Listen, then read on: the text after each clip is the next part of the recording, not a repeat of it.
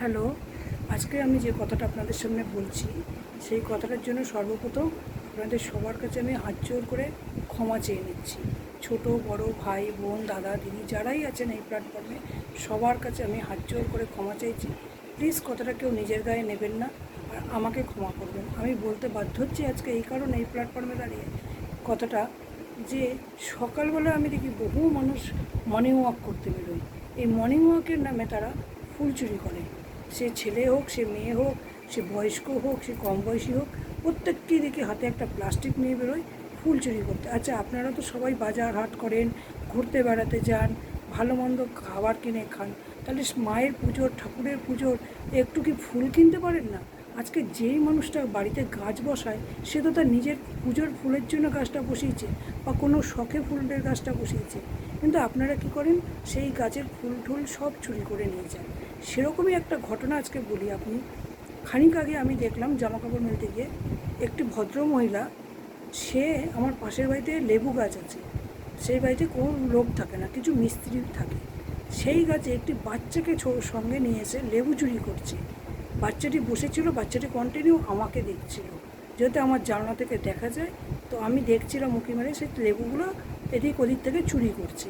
বাচ্চাটা যখন আমাকে দেখছে, সমানে দাঁড়িয়ে আমাকে বাচ্চাটা দেখছে, দেখার পরে গিয়ে তাকে বলল, হয়তো তার ঠাকুমা হবে বা যেই হোক দিদা হবে, তাকে বলল যে আমি দেখছি।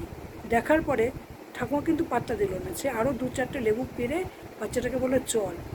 তো বাচ্চাটা আজকে কী শিখলো, বাচ্চাটা কী শিখলো, আমি সেই শিক্ষাটার কথাই বলতে চাইলাম এই ভিডিওতে। বাচ্চাটাকে নিয়ে এসে সে যে চুরি করলো, সেই বাচ্চাটাও তো সেই চুরি বিদ্যাটা শিখলো।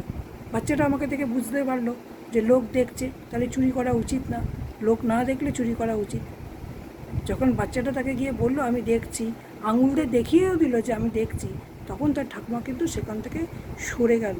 তাই এটা আপনাদের কাছে আমার করজোরে নিবেদন, কেউ এই কাজটা করবেন না, বাচ্চাদেরকে কুশিক্ষাটা দেবেন না। আপনাদের দরকার ফুল চুরি করুন, যাই চুরি করুন, আমার তাতে কিছু যায় আসে না, কিন্তু বাচ্চা কাচ্চার সঙ্গে নিয়ে এই অন্যায় কাজটা করবেন না।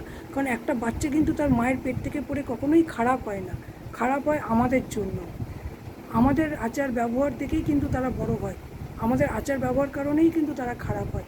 আজকে বাচ্চাটা কী শিখলো, যে ফুল চুরি করতে, লেবু চুরি করছে, মানুষ যখন দেখে না তখন, কিন্তু যেই মানুষ দেখছে সে ভাবছে এই দেখে নিয়েছে, তাহলে তো আর চুরি করা যাবে না। তাই আপনাদের কাছে আবারও আমি করজোরে অনুরোধ করছি, প্লিজ প্লিজ প্লিজ দয়া করে কেউ কথাটা নিজের মধ্যে নেবেন না, আমাকে ক্ষমা করবেন। ফেসবুক মামার কাছেও আমি ক্ষমা প্রার্থী, আমি আপনাদের সবার কাছে ক্ষমা প্রার্থী, আমাকে ক্ষমা করবেন, কিন্তু দয়া করে এরকম অন্যায় কাজ করবেন না। আপনাদের যার যার দরকার চুরি করুন, যাই করুন, বাচ্চা সঙ্গে নিয়ে কেউ এই অন্যায় কাজটা করবেন না, তাকে ভুল পথে পরিচালিত করতে বাধ্য করবেন না, অপরাধ নেবেন না। সবার কাছে ক্ষমা চেয়ে নিলাম, কেউ নিজেকে নিজের মধ্যে এই কথাটা নেবেন না। ফেসবুক মামার কাছেও আমি ক্ষমা চেয়ে নিচ্ছি, আর আমার এই ফেসবুক প্ল্যাটফর্মে যারা আছে সবার কাছে আমি ক্ষমা চেয়ে আমার ভিডিওটা এখানেই শেষ করলাম।